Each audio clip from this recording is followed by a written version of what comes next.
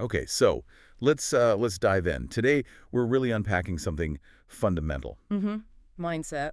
Exactly. That whole powerhouse of ideas, gratitude, self-love, resilience, and maybe the biggest one, the impact of our own choices. Yeah, the weight they carry. And we're drawing from some really potent stuff today, a compilation from the Motiversity YouTube channel. Right, that Power of Gratitude 2025 video. It's just packed with different voices, different takes on transformation. It really is like a whole chorus of perspectives. And our job really is to sift through all that, to pull out the core insights. Practical bits. The stuff you listening can actually grab onto and maybe use, well, right now. Yeah, finding those principles that help shift how you see things, maybe how you face challenges. We want to build a more fulfilling life, kind of drawing on what these speakers are saying.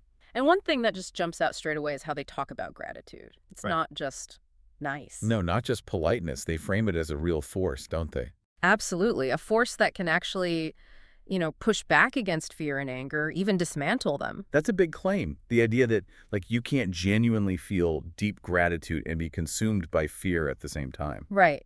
It makes choosing gratitude feel less passive, more like a strategic move, an act of defense. And they get practical, too, don't they? Yeah. Little things like Yeah. start your day, maybe list 3 things. They even say 10 things you're grateful for before you even get out of bed. If you haven't hit the floor yet. Exactly. And the idea is that this focus, especially when things feel tough, might actually lower your stress through the day. So it takes gratitude from just a nice thought to an actual tool for managing emotions. And one speaker even pushes it further, suggests it could somehow interact with our autonomic nervous system. Right, potentially affecting physical stuff, growth, repair. Yes, It sounds almost wild. It does raise a fascinating point for you, though. If choosing an emotion like gratitude could have tangible physical effects, well, what does that imply about our mind-body connection? Yeah, it suggests maybe our internal world has way more influence on our physical reality than we usually think. Definitely. And it's not just about feeling good inside, either. They connect gratitude to having a winning mentality. But here's the twist I found interesting. Winning isn't necessarily external. Exactly. It's internal. How you carry yourself, your thinking patterns, how you deal with conflict, relationships. The winning is the internal state, not just the medal or the promotion. Yeah.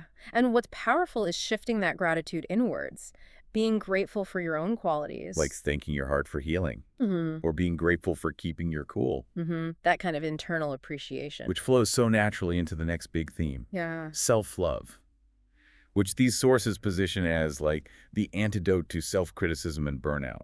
The absolute foundation, they say, for self-discipline. That phrase really stuck with me. Self-discipline is self-love. It's a total reframe, isn't it? Discipline stops being about punishment and becomes, well, an act of taking care of yourself deeply. And threaded through everything is that simple but huge message. You are enough. Over and over, you are enough. Yeah, the sources insist your worth isn't tied to your job title or your relationship or how much money you have. Or your degree or fame. None of it. It's just enough. Yeah. As you are. Right now. And you really need to hold on to that idea that you are enough because, well, the sources are also brutally honest about life. Oh yeah. No sugarcoating here.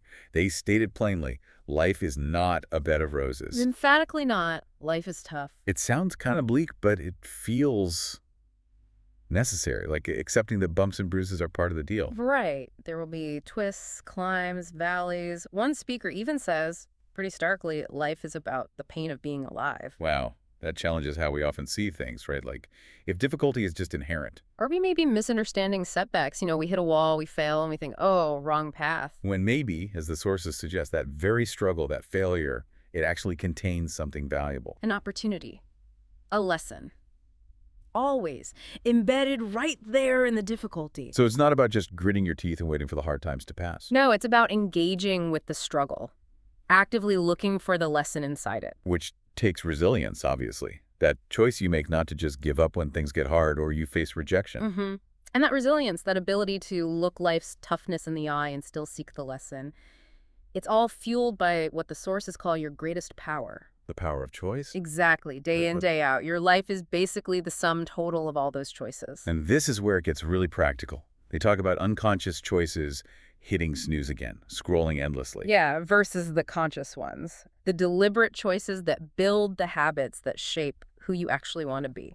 It's about deciding not to just accept things as they are. That refusal to settle. Which they argue is the real driver of change, not just necessity. And man, they really emphasize this point. Start. Now. Yes, that urgency is palpable. Don't wait for the right time or permission. Start now, move fast, don't settle.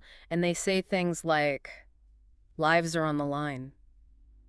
It really makes you stop and think. It does. The implication is heavy, like your potential isn't just for you. If you hold back, you might be delaying some positive impact you could have on others. Right. It's not just about your own goals. But they also offer a way to handle that pressure, which I liked. You don't have to start huge. No, definitely not. Give small a chance to be big. Just start where you are. Use what you've got. Because, as they reassure us, what you have is plenty. It all kind of circles back to taking real personal responsibility, doesn't it? Yeah. Choosing to control what you can control, disciplining yourself out of self-love, making those tough calls today. Even the ones you really don't want to face. Because apparently stepping into the difficulty is key. It seems to be. Yeah. And if you pull all these threads together, the gratitude, the self-love, building resilience through the struggle, harnessing that power of choice, it seems to lead towards finding your own authentic voice. Yeah. One speaker calls it the voice of the genuine inside you. The voice of the genuine. Like maybe it's the only real guide you need. And if you can't hear it or you ignore it, your life might feel, well, controlled by everything external. So tuning into that inner truth is critical. And this whole journey, finding that voice, it changes how you see success, right? And abundance. Totally. The sources make a really sharp distinction between just having wealth, like money and stuff. And true abundance. Which they describe as this, like, 360-degree overflow. Not just cash, but overflow in relationships, health, peace, maybe spirituality. Yeah, having so much in all areas that you've got extra, enough in your saucer, as one put it, to actually give back generously. Right. True abundance lets you handle difficult people, forgive, contribute, without feeling depleted. And actual greatness. It's got nothing to do with being popular or famous. No external validation needed. It's defined more by your willingness to be used to your absolute fullest potential. Even when it's hard. Even if it makes you unpopular or means standing alone or facing real inconvenience. It's an internal benchmark, giving everything you've got. So, okay, we've gone through a lot here. What does all this mean for you listening right now? This deep dive offers, well, a whole toolkit, really. Yeah, different perspectives, different strategies you can actually try out. Like understanding that starting your day with gratitude isn't just fluff. It's a potential shield, maybe even good for your physical health. And seeing that self-love isn't navel-gazing, it's essential fuel. Fuel for discipline, fuel for facing challenges. Because deep down, remember, you are enough, no matter what the world says. And maybe embracing that life is going to be tough sometimes, but reframing it.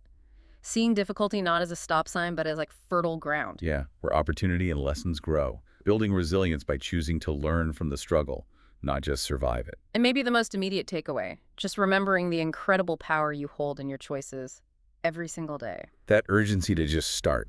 Start something, even tiny. Take responsibility. And knowing you don't have to be perfect.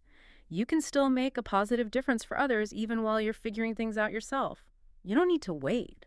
So these sources hit us with ideas like everything comes at a cost, but also everything we struggle with has opportunity and lesson.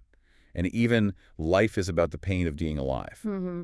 It's a challenging framework. It really is. So here's something to chew on. If we take that framework seriously, that the difficulties, the struggles aren't just roadblocks to get past, but maybe they're fundamental, necessary, part of the very process of becoming who you're meant to be. If struggle is actually essential for shaping you. Exactly. How does that perspective change how you look at the very next challenge that pops up in your path?